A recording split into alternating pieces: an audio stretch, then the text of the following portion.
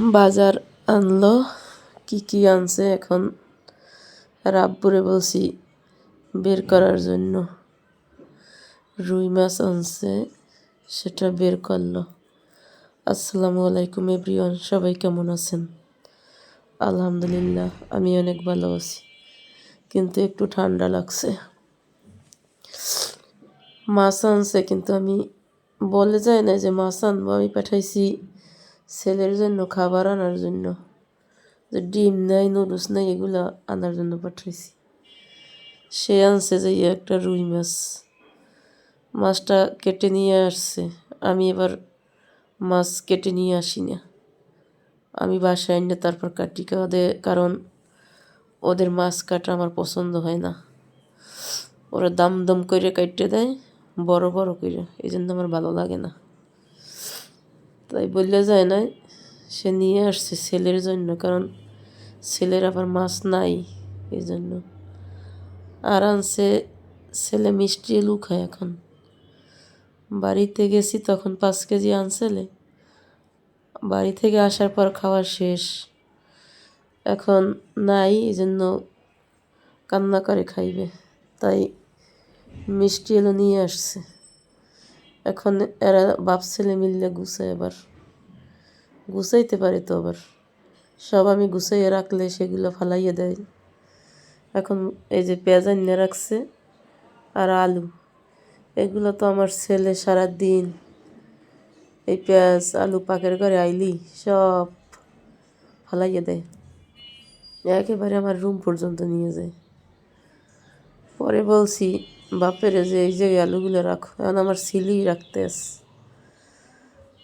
তারে রাখতে দেয় না, এই জন্য সে চুল ধরে টানে, মাথার উপরে উঠবে, কারণ সে মিষ্টি আলু দেখছে, অনেক খুশি এখন এই বাপ ছেলে। আর সে কী করছে, সে ওই সিদ্ধ করে খাইবে, আগেই ওই পাতিল নিয়ে তারপর আলু দিতে আস সিদ্ধ করার জন্য, সব বোঝে, চালাক।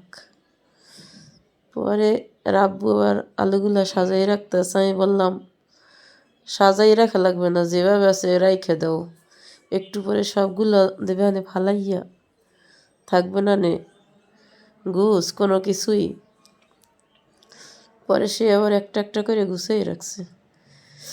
এদিকে আনছে এই যে কী কয়টারে, আমাদের নিচে বরিশালে আমরা মাটির নিচে লাগাই, সেই আলুগুলো হয় ছোট ছোট, এত বড় না, সে গোল গোল হয়, লম্বাও হয়, কিন্তু এইভাবে না।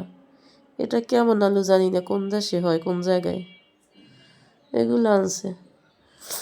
আর আনছে কুমার শাক, কারণ কুমার শাকটা আবার আমার পছন্দ, আর হ্যাঁ রয়েছে লাউ শাক পছন্দ, তাই লাউ শাক নিয়ে আসলে আমার জন্য আবার কুমার শাকটাও নিয়ে আসে, কারণ আমার লাউ শাকটা আবার অতটা পছন্দ না, আমি কুমার শাকটাই বেশি ভালোবাসি।